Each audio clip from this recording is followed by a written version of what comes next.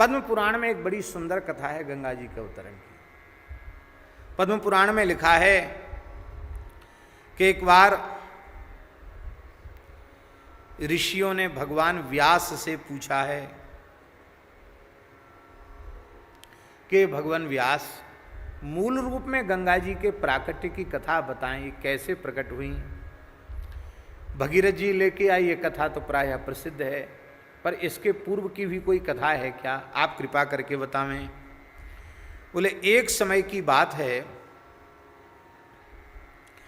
यही प्रश्न देवर्षि नारद जी ने ब्रह्मा जी से किया था।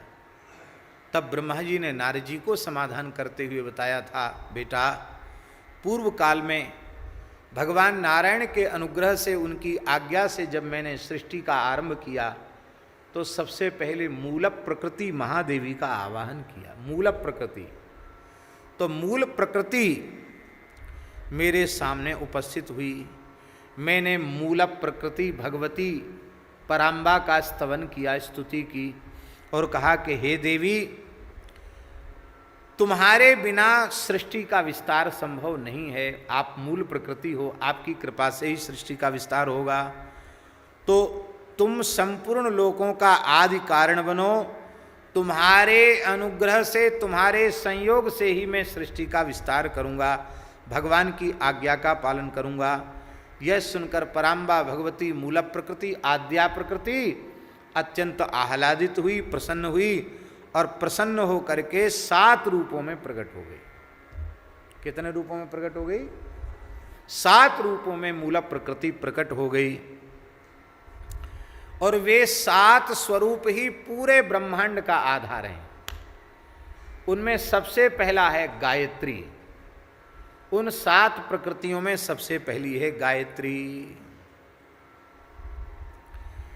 इस गायत्री से वेद प्रकट हुए, गायत्री वेद जननी। गायत्री, और गायत्री किससे प्रकट हुई? गायत्री गोमाता से प्रकट हुई। गाय की पुत्री गायत्री है, सुरभि की पुत्री का नाम गायत्री है। तो गायत्री मूल प्रकृति है। गायत्री से वेद, गायत्री से स्वस्ति, गायत्री से स्वाहा, गायत्री से स्वधा और गायत्री से ही दीक्षा की उत्पत्ति हुई है। इसलिए 7 प्रकृतियों में पहली प्रकृति है गायत्री।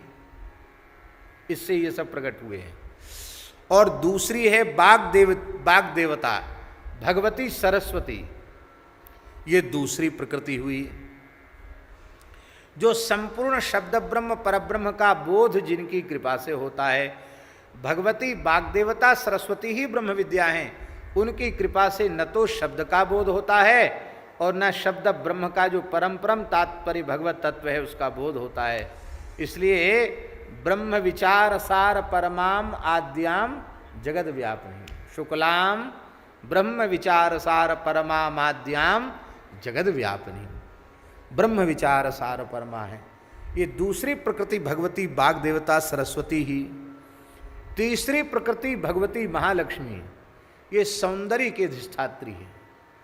सौंदर्य की, जहाँ कहीं लावण्य दिखाई पड़ता है, अच्छी चमक दमक सुंदर, वो सब लक्ष्मी जी की कृपा से। कपड़ा है, आभूषण है और अनेक प्रकार की श्री समृद्धि है। वृक्षों में श्री, लताओं में श्री, गायों में श्री, जहाँ कहीं कुछ लावण्य सौंदर्य दिख रहा है वो भगवती महालक्ष्मी का है। ये तीसरी प्रकृति भगवती महालक्ष्मी है। और चौथी प्रकृति भगवती उमा है। भगवती भवानी जगदम्बा पार्वती उमा, ये चौथी प्रकृति हैं। ये क्या है? ये क्या कार्य करती हैं? ये भगवान शिव की अर्धांगिनी हैं और ज्ञान की जननी हैं। ज्ञान इनसे उत्पन्न होता है। इसलिए हैमवती भगवती पराम्बा श्री पार्वती की कृपा के बिना तत्वज्ञान नहीं होता। इसलिए तत्वज्ञान स्वरूपा हैं। छठी जो प्रकृति प्रकट हुई उनका नाम है तपस्विनी। वो छठी प्रकृति तप की अधिष्ठात्री, क्योंकि तप से ही सब कुछ होता है। तपबल रचई प्रपंच विधाता। ब्रह्मा जी तपस्या के बल से रचते हैं, विष्णु तपस्या के बल से पालन करते हैं, शंकर जी तपस्या के बल से संहार करते हैं। जहां कहीं संसार में जो कुछ हो रहा है वो तपस्या के बल से हो रहा है। ये जो राजा लोग शासन करते हैं वो भी तपस्या के बल से करते हैं। इस जन्म की भले ही उनकी कोई तपस्या न हो, पर किसी न किसी जन्म की उनकी कठोर तपस्या रहती ही है। उस तपस्या के बिना वो शासन नहीं कर सकते। वर्तमान में जो कुछ इस देश के शासक को देश में और पूरे विश्व में प्रतिष्ठा मिल रही है, वो निश्चित ही उनके किसी जन्म की तपस्या का ही परिणाम है। तपस्या के बिना और सामर्थ्य नहीं आती है। इसलिए मानसी में तो गोस्वामी जी ने कहा, बिनु तप तेज की कर विस्तारा। आप कोई भी विस्तार करो तो उसके पीछे तपस्या जरूरी है। और तपस्या दो तरह की होती, एक दृष्ट और एक अदृष्ट। दो प्रकार की तपस्या होती, एक दृष्ट और एक अदृष्ट। दृष्ट तपस्या तो ये है कि प्रत्यक्ष उसके जीवन में बहुत कठोर तप दिखाई पड़ रहा है, तो एक पक्ष उसके कठोर तप का दिखाई पड़ा और दूसरा पक्ष उसके बहुत बड़े ऐश्वर्य का दिखाई पड़ा। वो हो गया दृष्ट तप का परिणाम। और एक ऐसी तपस्या होती कि दिखाई पड़ी ही नहीं, बिल्कुल आनंद में ही रहे, मौज में रहे, न तो आग में तपे, न पानी में डूबे, न कोई कठोर तपस्या की, मौज में ही रहे, मस्ती में रहे, और वो बड़े से बड़ा काम, बड़े से बड़ा विस्तार हो गया। अब दिखाई तो पड़ती नहीं तपस्या। पर जो कुछ भी विस्तार हुआ है वो तप का ही परिणाम है। इस जन्म में नहीं सही, किसी जन्म में तपस्या की होगी। तो तप दो प्रकार का होता है, दृष्ट और अदृष्ट। इसलिए अदृष्ट तप न भी दिखाई पड़े तो भी तप हमारा स्वभाव होना चाहिए। ध्यान में यही बात। यदि वर्तमान में दृष्ट तप का परिणाम कोई अच्छी उपलब्धि है तो बुद्धिमानी किसमें है? बुद्धिमानी इसमें है कि जो शक्ति हम खर्च कर रहे हैं उसको खर्च ही न करते चले जाएं, उसमें नया नया संग्रह भी होना चाहिए। ध्यान में यही बात कि नहीं? आपके पास पूंजी है, 1 लाख रुपए है आपके पास, आप बोले वाह आप तो बहुत बढ़िया है, अब 1 लाख रुपए जब तक रहेंगे तब तक तो कुछ नहीं करना, सींक पर सींक नहीं रखना, हाथ पे हाथ धरे बैठे रहना। अब तब खूब चकाचक 3 बार नहीं, अब तो 6-6 बार खाएंगे और खूब सोएंगे। तो 1 लाख खत्म होने में कितना समय लगेगा? और कहीं ज़्यादा ही अविवेक हो गया तो 1 लाख 1 मिनट में हार जाओगे जुआ में, फिर कंगाल के कंगाल। ऐसे ही हम अपनी बड़ी से बड़ी तपस्या को हरिगुरु संतों के तिरस्कार से तत्काल भी गंवा देते हैं। हमारे पूज्य गुरुदेव श्री भक्तमाली जी महाराज ने एक बार कहा था, पंडित जी सुकृत रूपी संपत्ति को बटोरने में साधक को कई जन्म लगते हैं, कई जन्मों तक तपस्या करता है तब सुकृत रूपी संपत्ति का संग्रह होता है, पर उसको गमाने में एक क्षण भी नहीं लगता। महत्पुरुषों की अवज्ञा होते ही वो तत्काल नष्ट हो जाता है। इसीलिए महद अवज्ञा से निरंतर बचना चाहिए, सावधान रहना चाहिए। तो हमारे जीवन में जो कुछ अच्छी उपलब्धियां हो रही हैं, आध्यात्मिक उपलब्धियां हो रही हैं, वो सब तप का परिणाम है। तो हमारे जीवन में तपस्या हमारा स्वभाव बन जाना चाहिए। इसलिए हमारे सनातन धर्म की मर्यादा के अनुसार ये सब नियम हैं, इतने व्रत हैं कि उनको ठीक से हम लोग करें तो तपस्या बिना चाहे भी तपस्या होती रहेगी। अब व्रत हम लोग करते हैं तो एकादशी बड़े जैसे तैसे ले दे के महीना में 2 एकादशी करते हैं। एक एकादशी गई नहीं कि अगले एकादशी के लिए पहले से सोचने लग जाते हैं कि मखाने की खीर बनाएंगे, कि मलाई के पुआ बनाएंगे, कि क्या बनाएंगे, पहले से सोचने लग जाते हैं। एकादशी को एकादशी के जैसा नहीं करते, वो तपस्या नहीं है, तपस्या होनी चाहिए। तो तप जो है वो भी तपस्विनी, ये तपशक्ति, ये भी एक प्रकृति है। कितने हो गई? 6। और 7वीं मूल प्रकृति है धर्मद्रवा। पद्म पुराण के अनुसार सातवीं प्रकृति है धर्मद्रवा, और ये धर्मद्रवा नाम की जो प्रकृति है, इन सातों प्रकृतियों में ये सातवीं प्रकृति बहुत श्रेष्ठ है। ब्रह्मा जी बोले इनमें सबसे श्रेष्ठ ये है, तो 6 से तो हम काम चलाएंगे, एक को तो अपने ही पास रखेंगे। तो ब्रह्मा जी ने उस सातवीं प्रकृति धर्मद्रवा से प्रार्थना की, हे भगवती आप तो हमारे कमंडल में ही विराज जाओ। वो धर्मद्रवा प्रकृति कमंडल में विराज गई और उसी जल से भगवान का चरण धोया गया, वही गंगा जी हुई। इसलिए मूल प्रकृति, महाविद्या मूल प्रकृति श्री गंगा जी है। ये पद्म पुराण में महाराज जी चरित्र लिखा हुआ है। और उसी जल को भगवान शंकर ने अपनी जटाओं में धारण किया है, और उसी जल को श्री भगीरथ जी महाराज लेके आए हैं। तो हमने कल ये बात बताई थी कि 10,000 वर्ष तक तो शंकर जी की जटाओं में ही गंगा जी घूमती रही। 10,000 वर्ष तक श्री भगीरथ जी ने पुनः तपस्या की, तब गंगा जी वहाँ से आई। भगवान का मकरंद लेकर के गंगा जी आई हैं। भागवत के 4थे स्कंध में एक कथा और आती है कि महर्षि मरीचि की, कर्दम जी की पुत्री जो कला है, उनसे 2 पुत्र हुए। मरीचि के यहाँ मरीचि का विवाह कर्दम जी की पुत्री कला से हुआ और 2 पुत्र हुए, एक कश्यप और एक पूर्णिमा।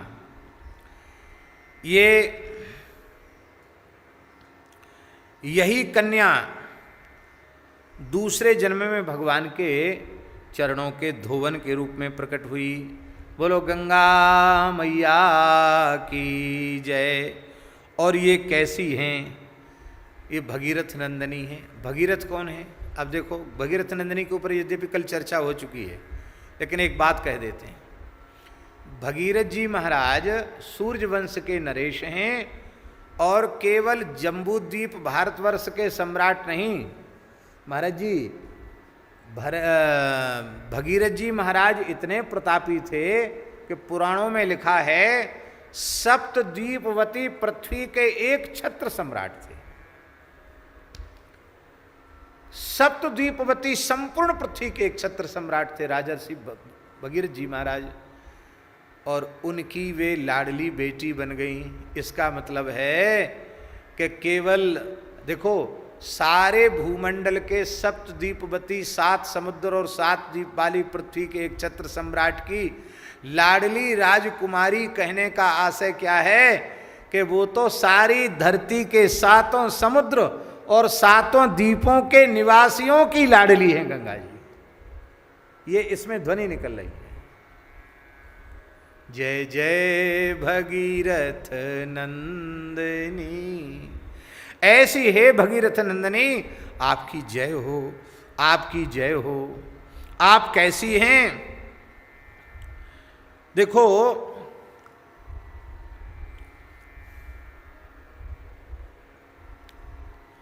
राजकुमारी होने से सबकी लाडली हुई गंगा जी, और जन्नू बालिका, जन्नू नाम के ऋषि को भी पिता के रूप में उन्होंने स्वीकार किया, तो जन्नू कन्या होने से वो सुखदायी नहीं हुई। गंगा जी जब आ रही थी तो जन्नू ऋषि वहाँ यज्ञ कर रहे थे, और गंगा जी आई तो गंगा जी तो अपने ढंग से आई, वो यज्ञशाला लेके ही जाने लगी सब। जन्नी जी ने करी, छोरी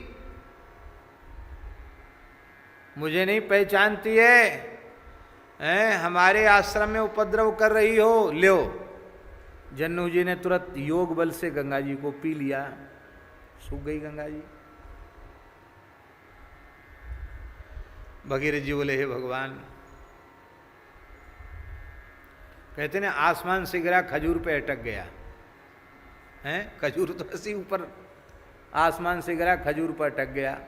बोले जैसे तैसे तो गंगा जी आई थी, 10,000 साल तक तो शंकर जी की जटाओं में घूमी, अब महात्मा जी आपने पी लिया, बोलो कैसे काम बनेगा संसार का, हमारे पुरखा कैसे तरेंगे। प्रार्थना की तो जन्नू ऋषि प्रसन्न हो गए, और गंगा जी भीतर ही भीतर बोली मैंने आपको अब पिताजी मान लिया, अब तो बेटी पर दया करो। तब आप बड़े खुश हो गए। तब आपने अपने दाहिने कर्ण से गंगा जी को प्रकट किया। तो जन्नू ऋषि ने अपने दाहिने कान से गंगा जी को प्रकट किया, इसलिए उनको जन्नू बालिका कहा गया। अब देखो यहां गंगा जी कुमारी अवस्था में प्रकट भई है, 5 वर्ष की लाली के रूप में प्रकट भई हैं, इसलिए इनको जन्नू बालिका कहा गया। ऐसी श्री गंगा जी, यही कारण है ये ऋषियों के, ब्राह्मणों के, ऋषियों के दाहिने कर्ण से, जन्नू ऋषि के दाहिने कर्ण से गंगा जी प्रकट भई, इसलिए दाहिने कान में गंगा जी का वास है। तो इसलिए हमारे यहाँ जो द्विजाति यज्ञोपवीतधारी हैं वो लोग शंका करते हैं, तो ऐसे कान पर ऐसे जनेऊ चढ़ा लेते हैं। भाई क्यों चढ़ा लिया कान पर जनेऊ? बोले इस यज्ञोपवीत में संपूर्ण देवताओं का निवास है और मलमूत्र त्याग के समय ये देवता कहाँ रहेंगे, तो कान पर चढ़ा लेने का अर्थ है देवताओं से कहा आप गंगा जी में विराजमान हो जाइए तब तक के लिए। ये इसलिए आचमन का जल उपलब्ध न हो और आचमन करना है, इसको सुविधा में मत ले लेना कि अब तो आचमन से छुट्टी मिली बढ़िया हुआ, ऐसा नहीं। यात्रा में है, कहीं आचमन करना, कुछ पाठ करना है और पवित्र जल उपलब्ध नहीं है, हाथ पैर पवित्र ही हैं, तो ये दाहिने अंगूठे से ऐसे 3 बार स्पर्श कर लेने से भी व्यक्ति पवित्र हो जाता है और फिर अपना जप पाठ आदि कर सकता है। इतना इनके स्पर्श से आचमन हो जाता है। हमारे यहाँ हर चीज वैज्ञानिक है, कान पे जनेऊ क्यों चढ़ाएं, ये सब इसका कारण है।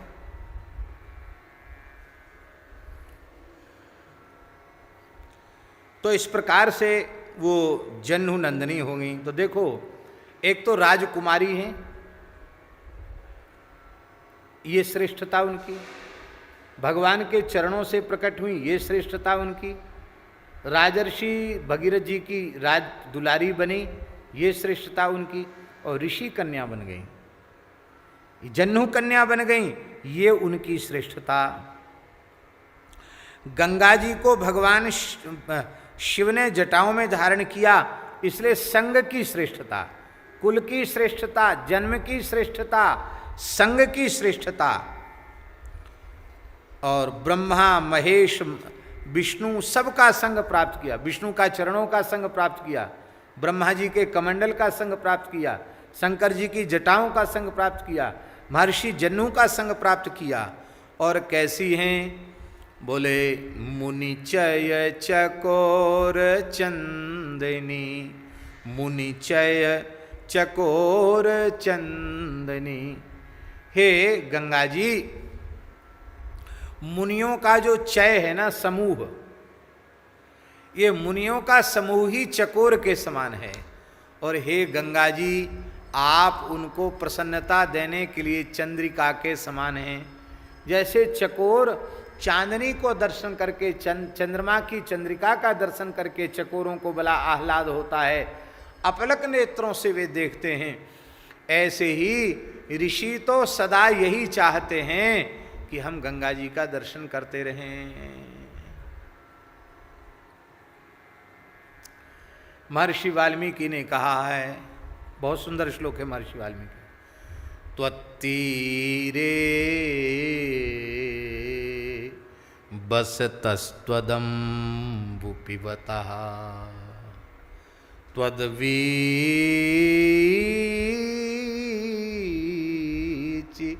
मुत्प्रेङ्खतः त्वन्नामस्मरतः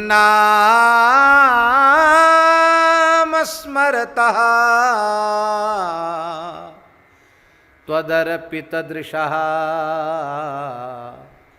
श्यान्मे शरीरव्ययः। क्या बढ़िया भाव है। हे गंगा जी, ऐसी कृपा करो, त्वत्तीरे वसतः, तुम्हारे तट पर निवास करते हुए, त्वदम्बु पिबतः, तुम्हारा जल पीती हुए, त्वद्वीचि मुत्प्रेङ्खतः, तुम्हारी लहरों में किलोल करते हुए, त्वन्नाम स्मरतः, गंगे गंगे गंगे ऐसा स्मरण करते हुए, त्वदर्पित दृशः, आंखों से आपकी लहरों का दर्शन करते हुए, राम बिलोकहि गंग तरंगा, गंग तरंग का दर्शन करते हुए, श्यान में शरीर अव्यय, हमारा शरीर छूटे तो गंगा जी का नाम लेते, गंगा जी के तट पे गंगा जी की लहरों में खेलते हुए गंगा गंगा कहते कहते हमारा शरीर छूटे। ये आदि कवि महर्षि वाल्मीकि कह रहे हैं। वो तो यहां तक कहते हैं, गंगा तीरे शरटः करटः कृशस्सुनी तनयः। हे गंगा जी, हे प्रभु, गंगा जी के तट पर हम सियार बन जाएं, कुतिया के पिल्ला बन जाएं, गिरगिट बन जाएं, और कुछ हीन से हीन योनि मुझे गंगा जी के किनारे की मिल जाए, पर गंगा जी से दूर हम चक्रवर्ती सम्राट भी नहीं बनना चाहते। हे गंगा जी, माता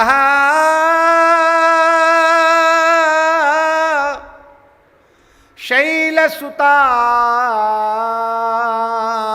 सपत्नी वसुधा श्रृंगार हारावली। वसुधा श्रृंगार, सारी धरती का श्रृंगार है गंगा। माता शैलसुता सपत्नी वसुधा श्रृंगार हारावली। स्वर्गारोहण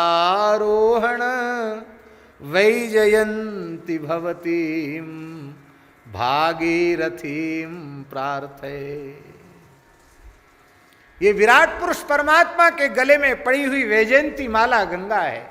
गंगा भगवान की शोभा है, गंगा ब्रह्मांड की शोभा है, गंगा इस वसुधा का श्रृंगार है। और बड़े दुर्भाग्य की बात है, वो गंगा कलयुगी मनुष्यों ने दूषित कर दी है। इस भीषण महामारी से जहां पूरा विश्व संत्रस्त है, आर्थिक व्यवस्थाएं बहुत अधिक गड़बड़ाई हैं, हम आपको क्या कहें, भारतवर्ष में गौशालाएं चलना कठिन हो रही है।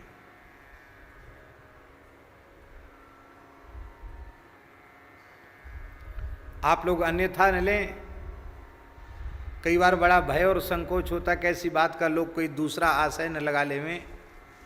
बाकी ईमानदारी की बात यह है कि गो सेवाएं, गौशालाएं कर्ज पर चल रही हैं और निरंतर ये कोशिश हो रही है कि अब क्या होगा, अब क्या होगा। तो ये प्रयास किया जा रहा है कि कुछ व्यापारियों से भी कर्ज लिया जाए और कहा जाए कि भाई 3-4 साल में धीरे धीरे हम चुकाएंगे, गाय तो भूखी नहीं रहेगी।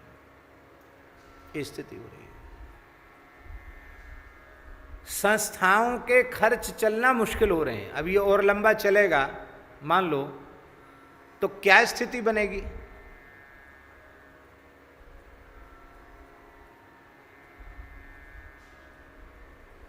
भाई समृद्ध नागरिक ही तो पवित्र कार्य करते हैं। मठ मंदिरों की सेवा, पारमार्थिक संस्थाओं की सेवा, गो सेवाएं, संत सेवा, ये सब समृद्ध लोग ही करते हैं। अब वो सब चौपट हो रहा है, व्यापारी भी रो रहे हैं। उसका कारण ये है, ये जितने वर्कर थे, काम करने वाले लोग थे, लाखों लाखों लोग अपने घरों में जा रहे हैं और वो इतने दुखी होके गए हैं, सैकड़ों किलोमीटर चल के गए हैं। यद्यपि खूब व्यवस्था उनकी की जा रही, फिर भी लोगों को धैर्य नहीं है, ऐसी विकट परिस्थिति है। और वहाँ से अपने घरों से सब मिटा के चले थे, था ही नहीं पहले तो कुछ, जो कुछ था सो मिटा करके चले थे। अब वहाँ भी वो अपने गांव घर में बहुत सम्मानपूर्वक रह पाएंगे सो नहीं है, वहाँ भी उनको उपेक्षा सहन करनी है। और अब इतनी सामर्थ्य नहीं कि फिर बम्बई कलकत्ता जा कर के व्यापार करें, काम करें। तो उन्हें अपने गांव घरों में ही कुछ न कुछ करके अपना निर्वाह करना पड़ेगा। चलो उनका तो निर्वाह हो गया, पर जिन कारखानों में, जिन फैक्ट्रियों में वे काम कर रहे थे वो चले गए। अब वो क्या करेंगे, काम करने वाले लोग नहीं होंगे तो उनको जुटाने में फिर नए जो लोग पहले से समझे हुए हैं काम को, वो तो अपना काम ठीक कर सकते हैं। अब नए आदमी लाओ, ज़्यादा पैसा दे के लाओ, फिर उनको काम सिखाना पड़ेगा। तो पूरे देश की व्यवस्था बहुत बुरी तरह से तरीका से चरमराई है। ये किस बात के ऊपर आ गई ये बात, हमें तो समझ में नहीं आया, कहाँ से आ गई ये बात है? हाँ, गंगा जी के ऊपर आ गई।